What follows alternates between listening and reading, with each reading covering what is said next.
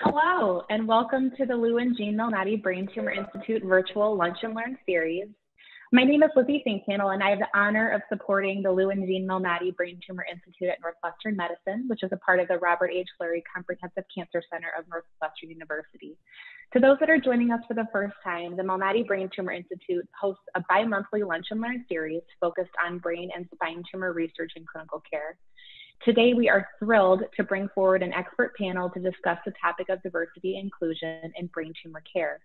This panel includes Dr. Adam Sonabend, a neurosurgeon with the Malnati Brain Tumor Institute, Dr. Roxanna Garcia, one of the Northwestern University Department of Neurosurgery residents, currently in her 7th year of residency, and Consul Mendoza, Consul for Community Affairs for the General Consulate of Mexico in Chicago. This panel will be led by Don Rose, who is the Director of Planning and Human Capital for the Department of Neurosurgery at Northwestern and serves as a leader for both the Department of Neurosurgery as well as Northwestern University and Northwestern Medicine around diversity and inclusion initiatives. A few notes before we get started. All participants will be muted for the Lunch and Learn series. That being said, we want this to be an audience-driven discussion. Therefore, we encourage you all to use the chat function to submit questions for the panelists. You can submit questions at any time, as we will be reviewing these questions on an ongoing basis throughout the panel discussion. I also want to inform you that we are recording this panel, so please keep that in mind. With that, I'm going to transition over to Don Rose to begin our panel discussion. Thank you, Don. Thank you, Lizzie. Good afternoon, and thank you for joining us. And thank you to the panelists for being with us today and just sharing with our audience what we have to share about diversity and inclusion in brain tumor care, particularly as it relates to the Latinx population. As Lizzie said, my name is Don Rose. I work in the Department of Neurosurgery, and I also work across the Northwestern University and Northwestern Medicine groups in diversity and inclusion, including workforce development for people with disabilities. And I'm really honored that I get to work on a daily basis with both Dr. Garcia and Dr. Sonabend. So it's really a pleasure for me to be able to facilitate this panel. I would love for each of the speakers today to provide us with a brief introduction of yourselves and tell us a little bit about your role and what you think is important for our audience to know in our conversation today. So who would like to start? I will let Dr. Garcia take the lead here. Perfect. Well, good afternoon, everyone, and thank you for joining us in this luncheon. My name is Roxanna Garcia, and I am a neurosurgical resident in the department here at Northwestern in my final year, which is a 7-year program. I was born and raised in Southern California outside of San Diego. My father is directly from Morelia, Michoacan, and my mother is first-generation Mexican-American. I'm the first in my family to go to college, and certainly the first in my family to become a doctor and a brain surgeon. So I'm excited to share whatever it is that I can provide here, but I'm really excited for this panel today, and just really lucky to be in the department here at Northwestern, because I feel like we have a very diverse just group of human beings working on all aspects in the department. Thank you, Dr. Garcia. Dr. Sonabend? Yeah, so thank you, first of all, to the organizers and for the MBTI for this amazing initiative to be inclusive and aware of minorities when it comes to brain tumor care. So a brief introduction about myself. I'm born and raised in Mexico. In Mexico City, I actually attended medical school there at the National Autonomous State University, which is probably the oldest medical school in the whole continent. It's about almost 450 years old. And I actually migrated to the United States in the pursuit of a career doing brain tumor research and clinical care. I was very intrigued by the ability to offer new therapies and to try new things for brain cancer. And so I spent several years doing brain tumor research during my training, but I also obtained my neurosurgical training at Columbia University, where I stayed there as faculty for several years prior to joining Northwestern Brain Tumor team here. So, you know, when I was during my training at Columbia, for people who know, Neuropresbyterian Hospital is located in Washington Heights, which is essentially a Dominican neighborhood. And it was really interesting because the staff, the nurses, the people that work in the hospital were mostly bilingual and Latin. Many of the patients were also not necessarily bilingual, but just Latin. And there's a lot of patients that you call this thing from DR to ER. So people had a brain tumor, had a problem, they would actually just fly from Dominican Republic, land in New York, and go straight to the emergency room at our hospital. And as I was taking care of these patients, first as a resident, later as faculty, I realized it was just fortuitous that I might be dealing with a Hispanic patient that I could talk to them in their language, but there was nothing organized to set it up that way. And if the patient ends up having an equally competent doctor that doesn't speak Spanish, I think it's actually a loss to the patient. But there was nothing on the system to at least organize available resources to try to cater care to these patients. So when I arrived here, I realized the Hispanic population in Chicago is massive. It's a minority, but there's a lot of them. And I also realized that these patients, unfortunately, are getting care at hospitals that are Hispanic friendly, if you will, where the staff and physicians speak Spanish. But it also turns out that these hospitals are not the hospitals that offer world-class brain tumor care. And so when it comes to cancer, you really need a multidisciplinary team where you have neurosurgeons, oncologists, radiation oncologists, pathologists, neurologists, palliative care specialists. And so these patients are not going to get this care because they're going to the local hospitals that don't have these services, but where they can communicate. So I was on the mission to change that. And for the last 2 years, we launched this initiative, which is a Hispanic brain and spine tumor clinic, where patients are dealt with in Spanish from the moment you call on a hotline to schedule your appointment. You're greeted in Spanish. When you first arrive, the receptionist would greet the patient in Spanish. We have a medical assistant in Spanish. I will actually discuss with the patients their care in Spanish.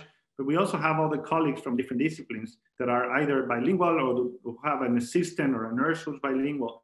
We try to orchestrate this complex team to really tailor care in Spanish. And I think it goes beyond just the language. We're also trying to adapt to the cultural needs of these populations. You might know that Hispanic patients often like to involve family in decision-making.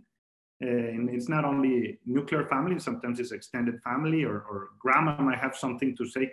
You just have to be sensitive to different cultural needs. And it's something I think works really well. So it's really about organizing the available resources to best take care of these patients. Since we did this over 2 years ago, we've also extended this into the operating room. I often do surgeries where I wake the patient up during brain tumor resection to remove a tumor near critical areas of the brain. And to do this, we often need to monitor language, so we can do this in Spanish. So I really believe that all minorities should be attended and cared for, and best care is done being culturally sensitive and in their language. And my mission has been to focus on the Hispanic population, being aware of that. So anyway, I'll stop right here as an introduction. Thank you for that introduction, Dr. Sonabend. And I just want to note, I know that cancer is one of the top 2 health concerns for the Hispanic population right after diabetes. And so I think that some of the information you just provided to us is really important in understanding the dynamics around brain tumor care in the Latin populations. So thank you for speaking to that so far. And Consul Mendoza, would you like to introduce yourself, please? And thank you for being with us today. No, on the contrary, thank you so much for the invitation. I'm very glad to be here. It's a partnership that we value very much, the partnership with Northwestern. So it's a pleasure to be here. So for us in the consulate, I'm the consul for community affairs. We take care of matters like health, education, financial education, to help our community be stronger in those areas. And one of the things that we have promoted now for almost 20 years is our Ventanilla de Salud, or our booth, of health booth. This Ventanilla offers services to channel our population to primary care services, which are very important for us, and preventive care also, which is basic to avoid illnesses like diabetes and others that affect our community in a huge proportion. So we find that our community really struggles to approach to medical care here in the US. First of all, maybe it's a matter of language. They have many fears, but many of them are related to language, to not knowing how the medical system works here in the US, to being uninsured, and also maybe undocumented. So we fight every day with information, with education, with resources, a network of resources, to just let them overcome this gap that they have, we know they have, to access health services in general. And as we talk more about specialized services like brain tumors, this becomes even more complex. So it's very important for us that we think about how we can build a better network, so that people are really confident to approach the services, to know where these culturally sensitive services can be found. And also, I think that COVID is a good thermometer on how illnesses can disproportionately affect particular communities. We have seen this in this pandemic here in Chicago. I think that right now, Latino population we are about 50% of the COVID cases. 1 in 3 Latinos are sick with COVID now. So this is a good thermometer that we have to take into consideration, because it's not different with all other illnesses, other kind of medical conditions. We see this every day, and thank you so much also for the opportunity. We would like to see what other ideas we can find here to just connect better our community to the services when these kind of medical conditions are in their earliest stages, and not when it's too late. Thank you. Absolutely. Yeah. And having that bridge for prompt care really does make a difference. So thank you for putting that in.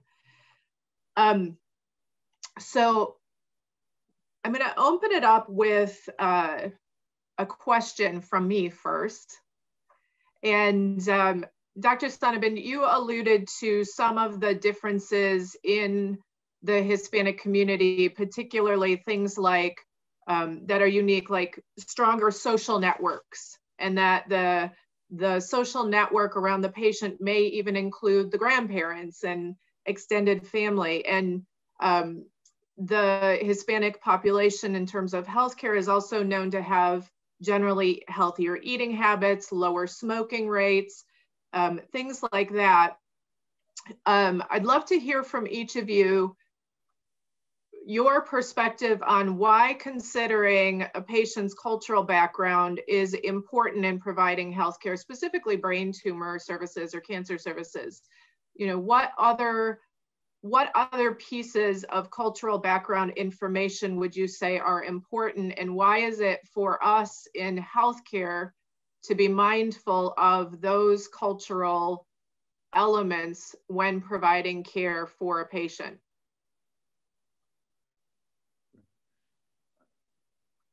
You want to, I mean, I'm happy to start, I guess. So I think the key here is to distinguish between treatment and care, right? Treatment is something anybody could do, right? You know, essentially follow the treatment or do the surgery and whatnot. Care is really considering treatment in the context of an individual, a human being who has preferences, beliefs, financial considerations, immigration considerations, family dynamics, a job, a family, other roles than just being your patient. And so I think this is what care is about. Unfortunately, with cancer, in many occasions, care is way more important than treatment, because treatments have a limited impact. And so you can't really do care without communication. And so I think this is essentially the answer.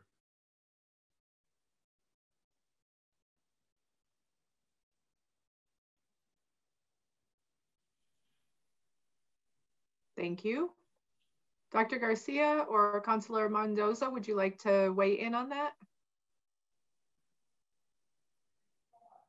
Yes, so I would like to add on the family issue, because it is really key to understand that you can actually persuade a patient on something when you do it through the correct relative. So it's usually grandmothers, abuelitas, they really make the difference. In our experience, we work a lot with the family networks, not only in the medical area, but also when we have someone that is struggling with a legal affair. So it's always very important to build a solution with the family included. Now, that Dr.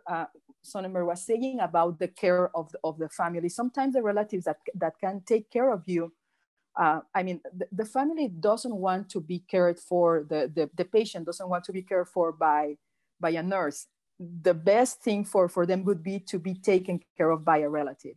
And sometimes those relatives are in Mexico. So I would like to point out that it's very hard to get visas for those people that are coming to take care of their loved ones, because it is interpreted as like they are doing a job, which is not culturally in Mexico. That's just something that you have to do because you are a relative. That's not a job. That's part of your I mean, just being related to someone. So that's something that sometimes we come up to with legal things, as he was just saying, with immigration matters that just are involved in this medical care that you have to provide to people. So there are a lot of facts that have to be taken into account. Thank you. Yeah, and I'll just comment also, kind of spanning the age ranges too, because I think it's really important that we not only recognize that cancer can certainly affect older adults, but also children. And I've, been in many circumstances here at Northwestern and at Lurie's in which I'm in the room and the parent is monolingual Spanish speaking and is really the person who is going to be making the decision for their child. And I think it's really important to understand that cultural aspect of it, because I think not only are the parents important, but certainly other family members weigh in on the decision. Even if you may not assume that they are important, they could be important. And particularly for children, I feel like parents feel very vulnerable within the Latino community, just coming from, a very intensive Latino relationship myself with my mother, who, if I ever was to get sick, I don't know how she would manage. So fortunately, I've been well and healthy, but I've seen it weigh pretty heavily on parents. And I'm not saying that that's exclusive to the Latino community. It certainly is not. But I think understanding the cultural dimensions of that is really important, in understanding the fabric of the social network that not only patients bring in, but family members also bring in order to get through really vulnerable times is super duper important. And I think here we have a very wonderful multidisciplinary way of dealing with that, not only through the providers and the nursing staff. And I know at our primary hospital here, when there are Spanish speaking patients, we try to match them up with the Spanish speaking nurses and other staff members that are around. And as residents, we try to help other residents who maybe aren't capable of communicating effectively with patients and family members when that's necessary. So I think it's super duper important to really, really understand those factors because they are incredibly important and can certainly change the direction of the conversations that we have with patients and their families. Thank you. Thank you. And Dr. Garcia, that has me thinking, for people in the audience who may be family members or family members of patients or family members who are dealing with health considerations,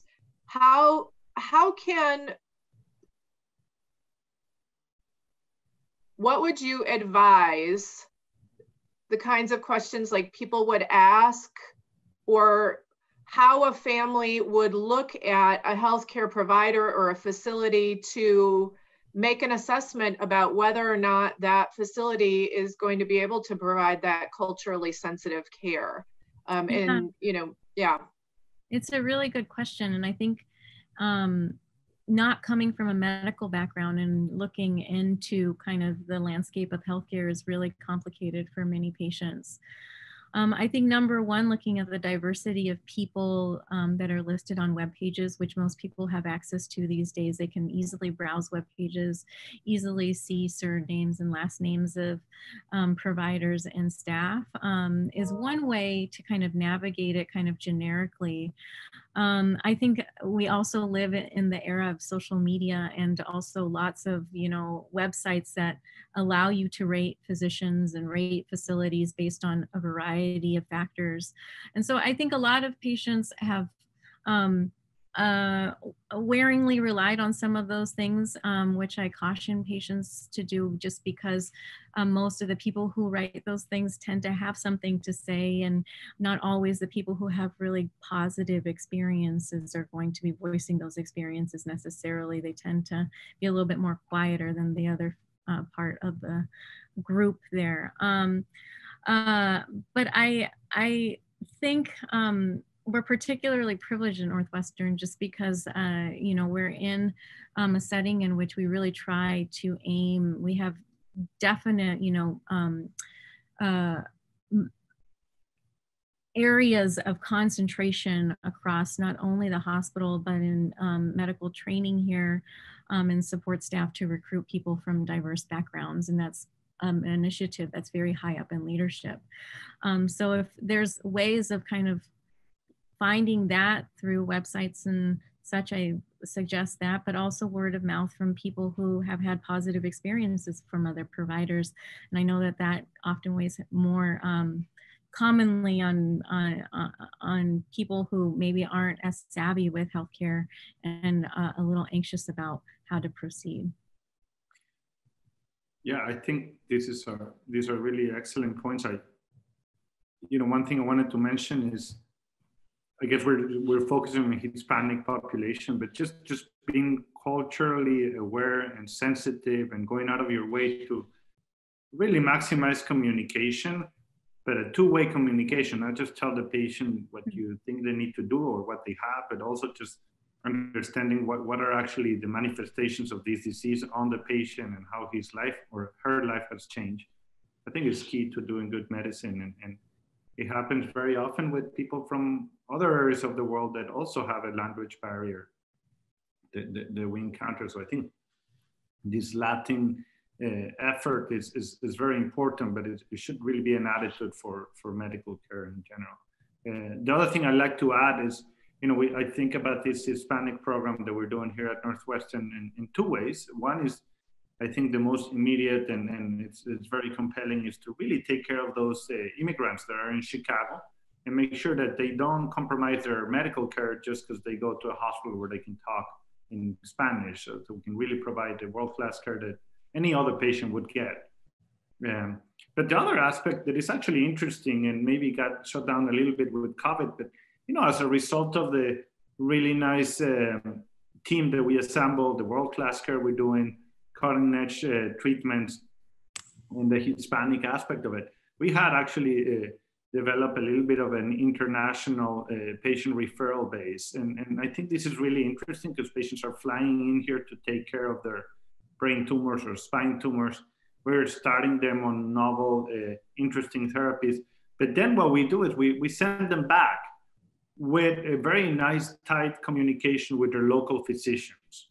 We don't intend somebody to stay here forever, away from their families, away from their needs, and just because this is the world-class place to, it's not really about that. It's about finding partnerships locally in Mexico. And I'm very proud that we, actually over the last 2 years, we've been able to do that. We also did as an educational agenda, we did a brain and spine tumor symposium in conjunction with the National Neurology Institute and the ABC Hospital. So there's been some education, clinical collaboration, and academics that has developed as part of that. And I think that makes it more seamless to share patients.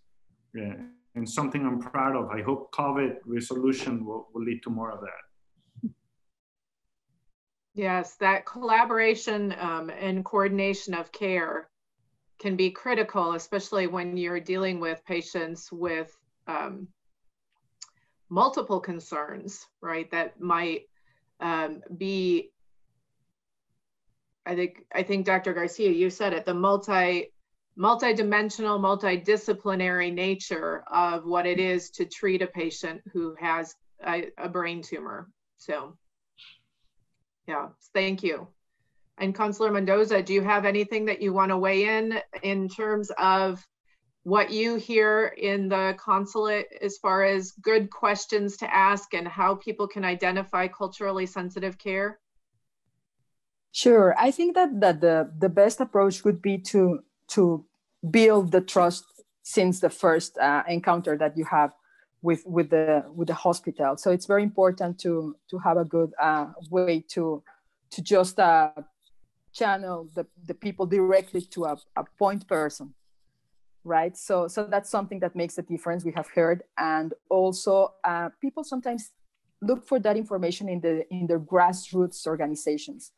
So maybe it would be a good idea just to spread the information about this culturally sensitive care that you have, so that we can also spread the word, and they can have the awareness that this kind of services exist of excellence. Because as Dr. Sonabend was just saying, it's very sad to just see our people going to maybe not the best care, but just because they speak Spanish. So that would make a big difference.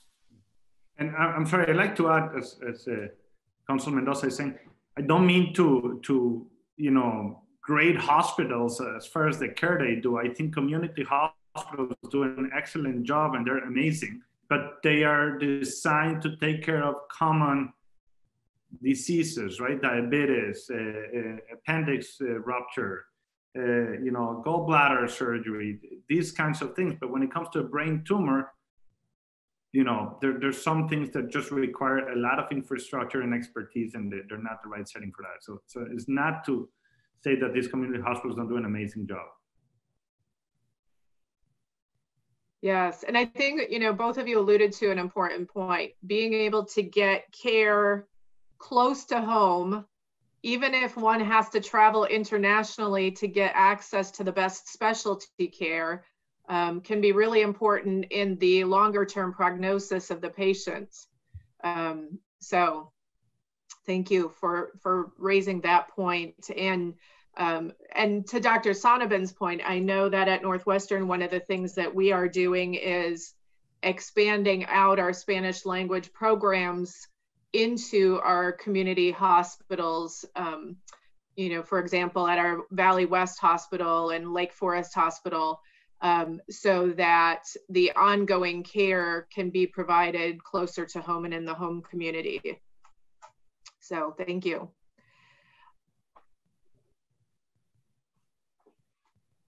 Dr. Sonabend, I don't know if you would be willing to talk to, you touched on culturally sensitive care being important for all populations.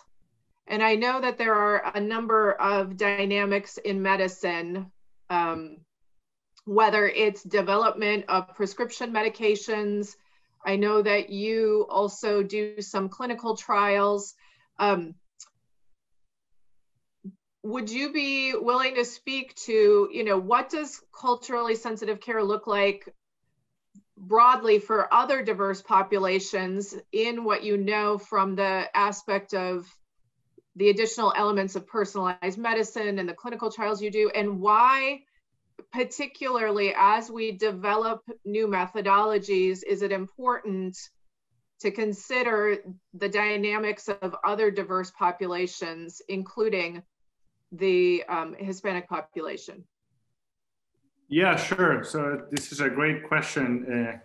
It requires, I think, a very careful answer. I think to be careful about this answer, I want to start by saying I don't want to oversimplify, generalize, and create some kind of prejudice about what every culture is. And I think if I can give an advice, and I maybe have made this mistake in the past, is just assume that somebody is going to behave a given way given the culture he comes from or she comes from. So I think just being so aware and ask the patient what the preferences are great and very, very important. And, you know, it starts with, you might have somebody with a Hispanic last name and, you know, ethnically speaking might look like he's Hispanic, and you talk to them and they are not necessarily Latin, and they could get offended, or vice versa. So I think it's really important just to be very, very sensitive and just ask what their preferences are and just be very open about it. But I have seen interesting dynamics, and I do think in general the Latin culture involves, you know, the grandparents being part of the daily family, nuclear family life, where they take care of the children, where you know, there's just a different dynamic. Another example to get away from the Hispanic population is sometimes Orthodox Jews. This is another minority group. They really don't want to know much, or they don't really want to make any decisions, not even within the family. It's up to the rabbi, and it's really the rabbi who needs to be involved in the discussions on what happens next.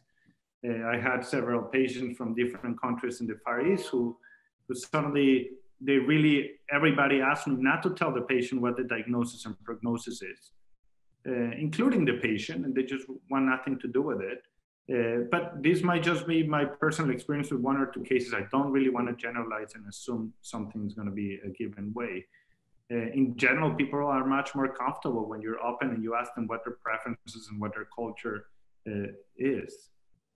There's some groups that are very religious and very adhered to life above all. Doesn't matter what the quality of life is, and there are some groups that are actually much more diligent about quality of life versus quantity of life, and about spending the last few days in an ICU or not, about the finances. Sometimes those few months of life that people might have left might exhaust all their savings that they have for the couple or whatnot. So these are all very important things that are not small. And this is where also I think it's harder to do in an inpatient setting, but actually engaging the social worker and some of this is key.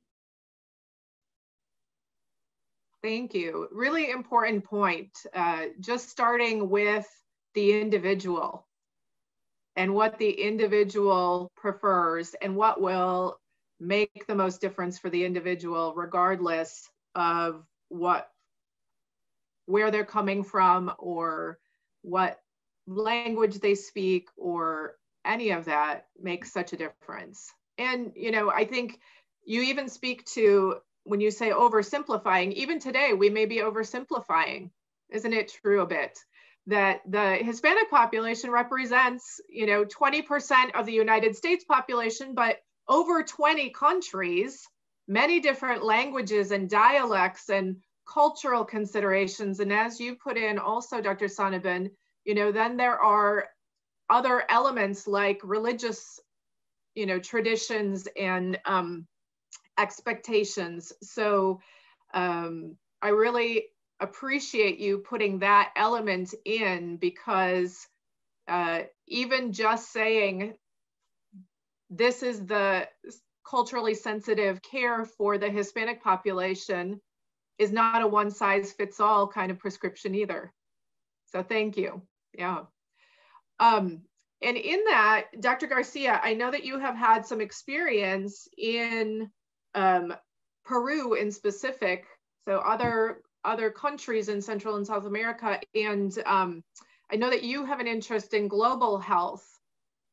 And I was wondering if you wanted to speak a little bit about your experience in Peru and what you envision for your work going forward, especially relative to the Spanish-speaking population.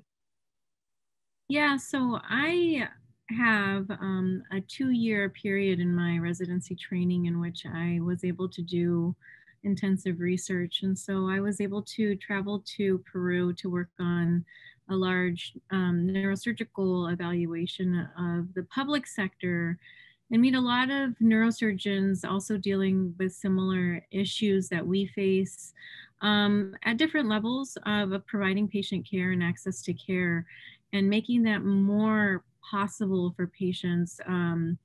And I'll say that, you know, coming from a Latino background and also, you know, having a very strong interest in public health and also research related to health equity, the issues that are faced here are certainly unique. Well, the United States has its own issues in terms of access to care. For the most part, if you're in a big city, you can get really good care at usually community hospitals or big academic centers. That's not necessarily true depending on what other countries you end up living in or coming from. And so part of my interest is to better understand those differences and basically make access to care more possible, not only domestically, but internationally for patients. I love that Dr. Sonabend has been working on collaborations, not only I know in Mexico City, but other places throughout Mexico to support not only delivery of care for complex neurosurgical conditions, but continuity of care, because I know that traveling to get good care is something that's not unique, but also is difficult for a lot of people in the world because it requires a certain socioeconomic opportunity that may not be available to many people. So in terms of what I would love to see kind of unroll in the very near future in my own career is providing more avenues for cultural sensitivity for patients, regardless of where they are coming from. I would love to try to connect not only patients to better care internationally, but also provide providers who are providing neurosurgical care counsel to tertiary care centers like this academic institution, for example, where they could perhaps get through a surgery and do it well, but need some kind of expert guidance from, say, like someone like Dr. Sonabend, who's been, on the grounds taking care of very complex patients and would offer, really sound advice surgically. And then in the far future, I think, the way that the world is working and with the pandemic, I feel like a lot of those opportunities are going to be slowly made available as we move forward in future through national organizations, international organizations, to not only like solidify patients' access, but also neurosurgeons internationally trying to provide better care internationally to patients everywhere. So. Thank you. Yes. And that is one of the things that I really appreciate about the opportunity to work at Northwestern. And I think that the Malnati Brain Tumor Institute allows a multidisciplinary group of people who are interested in providing the highest level of brain tumor care to collaborate both internally and with external collaborators and really expand our ability to provide the best treatments and innovations going forward. So thank you. And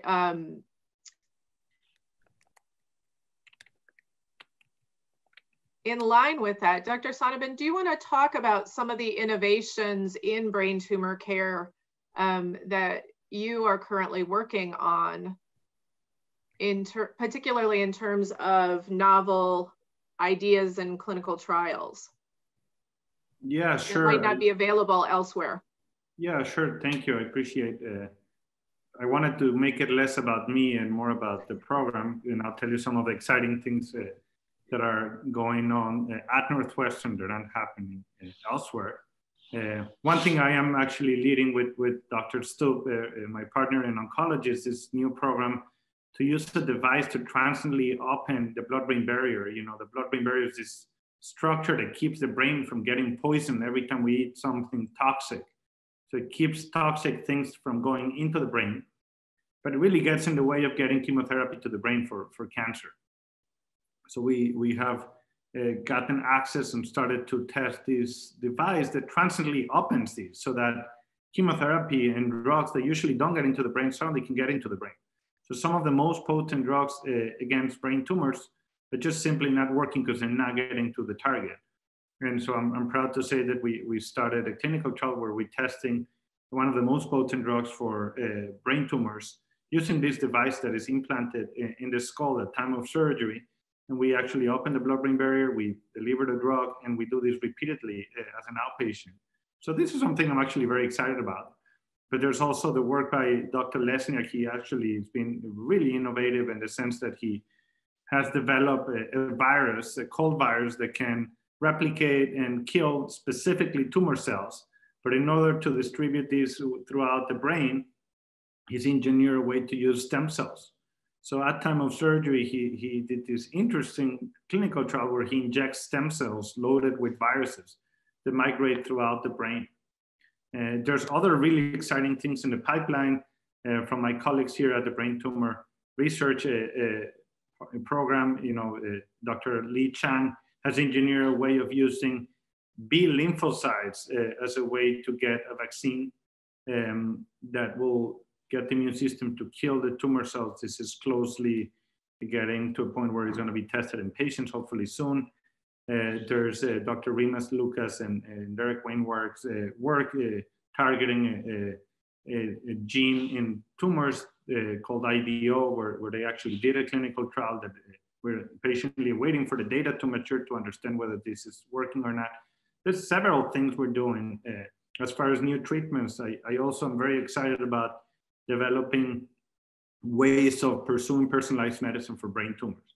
So we're studying different brain tumors on patients that got a given drug and see which patients actually did well versus which didn't. And we're discovering things about the brain tumor that can tell you whether a given patient will actually benefit for a given drug.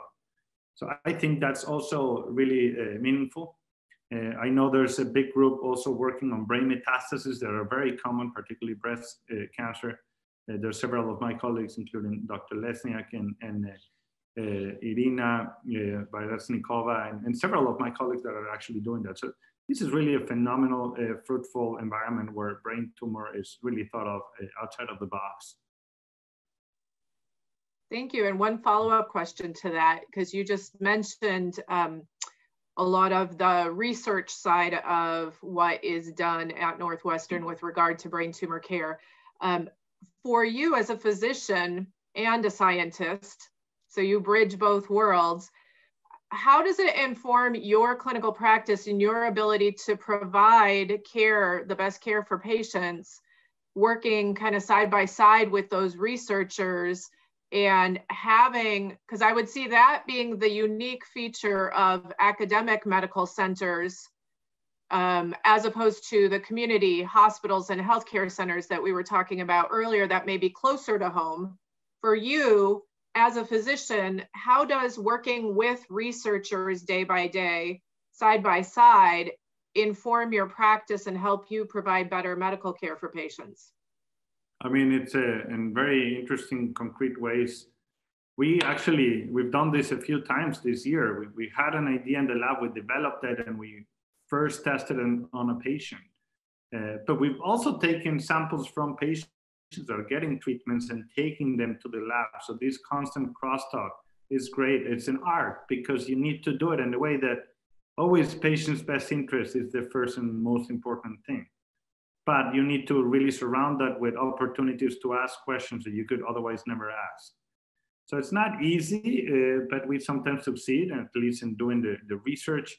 When it comes to patient's best interest, it's often when there's no established treatment that works, it is in the patient's best interest to enroll in a clinical trial, because I think hope and uncertainty are better than a certain lack of treatment efficacy.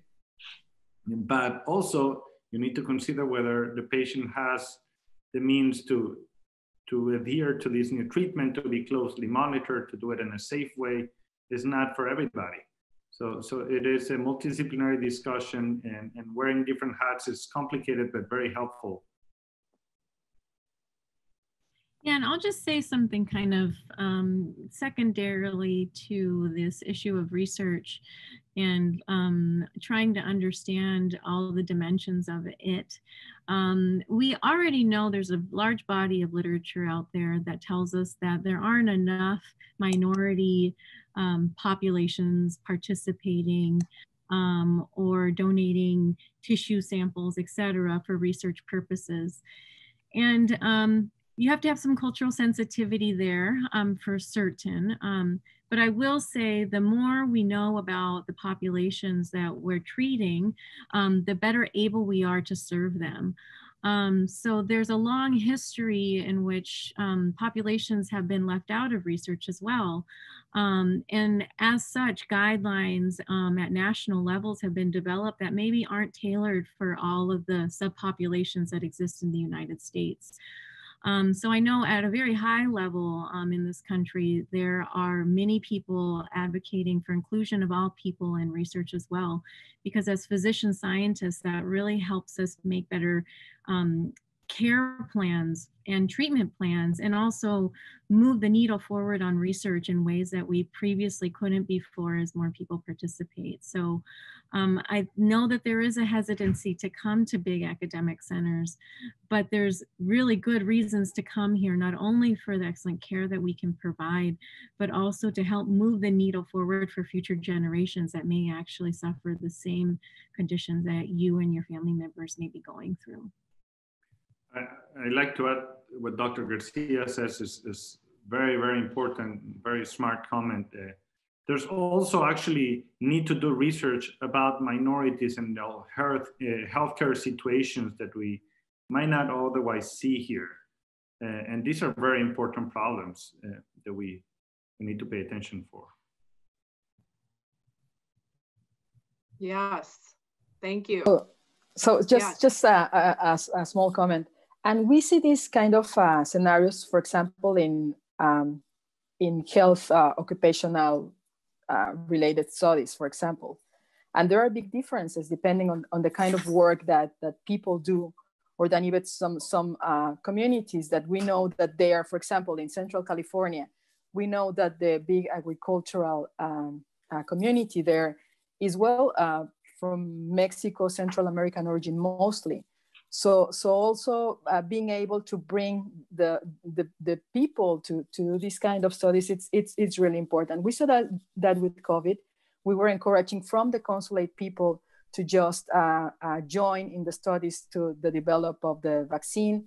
And we do that also for to encourage people to become donors. Yeah. No, that's so great. Yeah.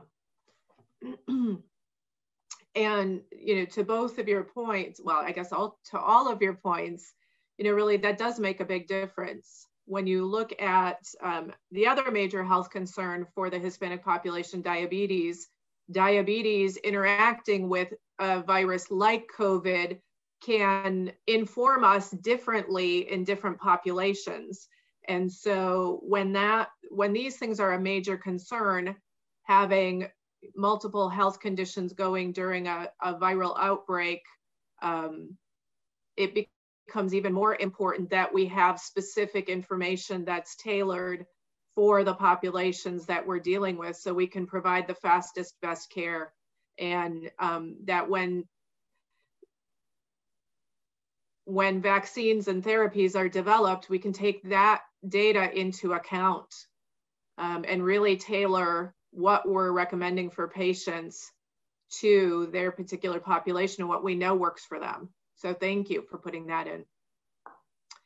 I'm going to pause for a second and just remind the audience, we are open for questions. If you have any specific questions for the panelists, you can put them in the chat, and we will be happy to bring your question forward to the group. One thing while we're investigating if the audience has any questions is, Dr. Garcia, you mentioned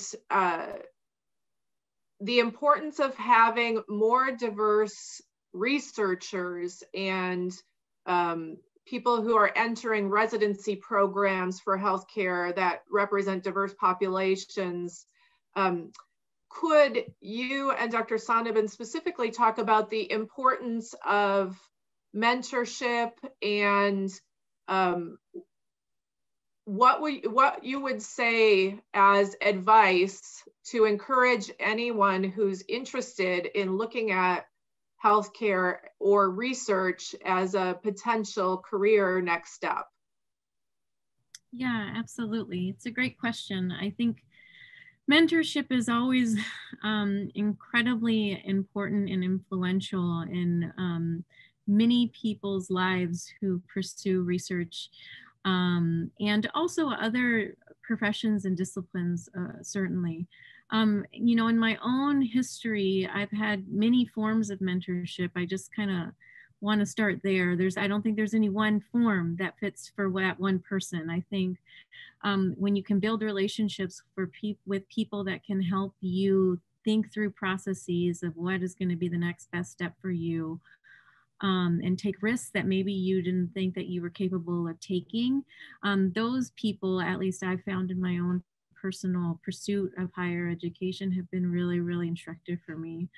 I also get a lot of mentorship from co-residents. You know, I look up to many of my co-residents and look up to many of the faculty that I work with and other people within my department and my environment.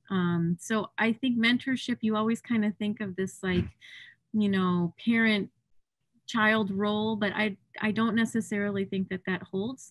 And I think that it's actually a two-way street.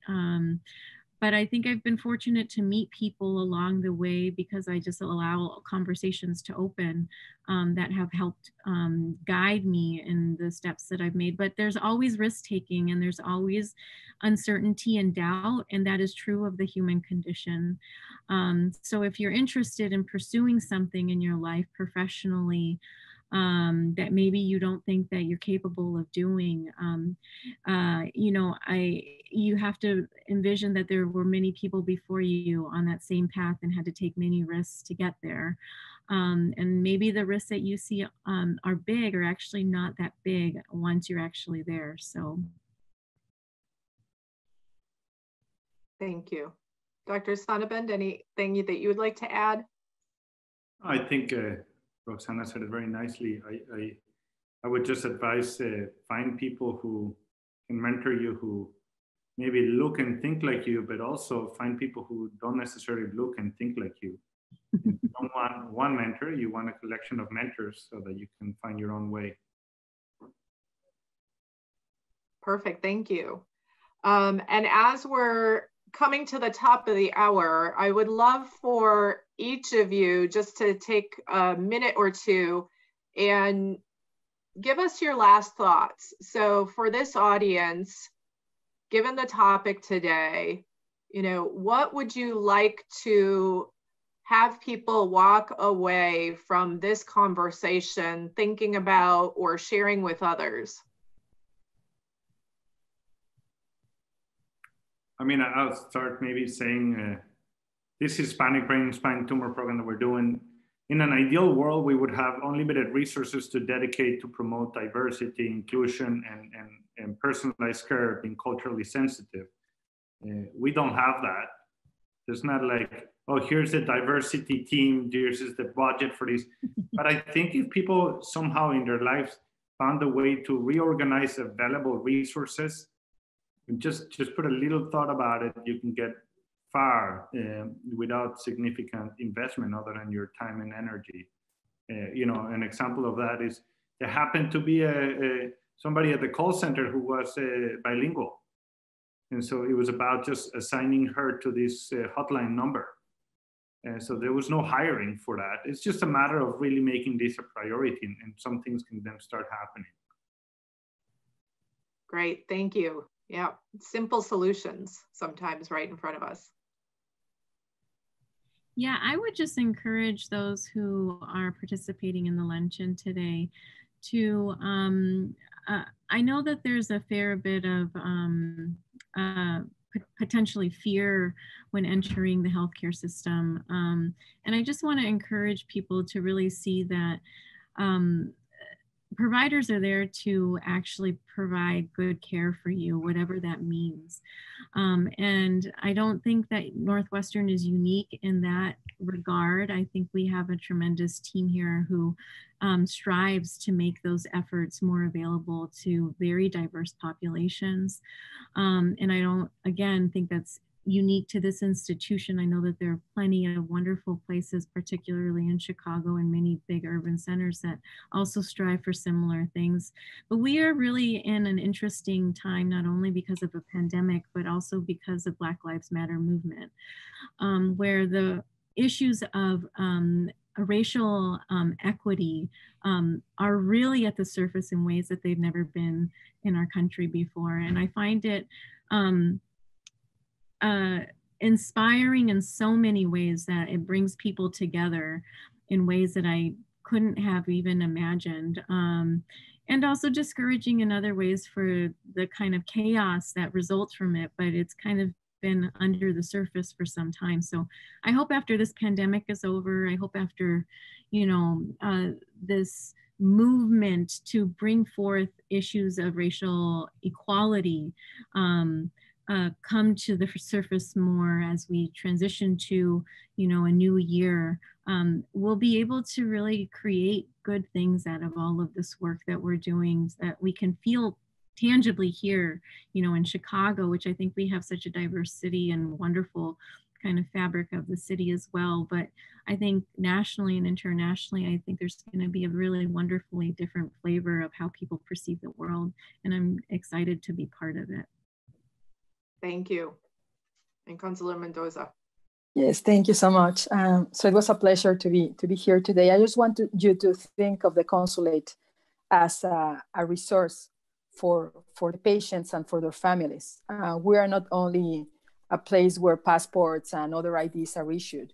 We have many services that can cover some of the needs that might arise to the families that are experiencing this kind of very grave illnesses. And we know that they lose jobs and their lives just change suddenly because they have to put all their efforts on taking care of the loved one that is the patient. So please consider us as part of your network. We would like you to know that we are close to you. We are approachable. We are here to serve the community in Chicago, in Illinois, and Northern Indiana. If you are not here precisely in these states, well, you will find a Consulate of Mexico close to the place where you live. And also for all the people that provide medical services, recognize all their work and thank them for the efforts they do to build this cultural approach, and also think of us as a bridge to build trust with the community. Thank you so much. Absolutely. Well, I want to genuinely thank each of our panelists today for an engaging conversation and really for what you are providing here, with Illinois being the 5th largest state with a Hispanic population in the United States. You know, having each of you providing care right here in Illinois is such an important piece of us being able to provide care for people close to home where we are. So thank you. Oh, and we do have a question, Judith. Thank you. Sandra, could you put in the chat what's the contact information for the consulate? And while Sandra does that, I'm going to thank each of the panelists and for everything that you contributed, and turn the call back over to Lizzie Fancanel, who will take us on home. Thanks, Lizzie. Great, thank you, Dawn. And I echo Dawn's comments. Thank you to our expert panelists and our expert moderator. Thank you, Dawn, for this fantastic discussion. I think this has been eye-opening for myself, and I'm sure for the participants as well. And thank you for those that attended our virtual Lunch and Learn series. We're excited that you were able to attend. If you are interested in learning more about the Lou and Jean Malnati Brain Tumor Institute or supporting any of the initiatives that were discussed, feel free to visit our website, and we'd love to support you in supporting our initiative. Thank you again, and we wish everyone a happy holiday and a happy new year. Thank you. Thank you. Thank you.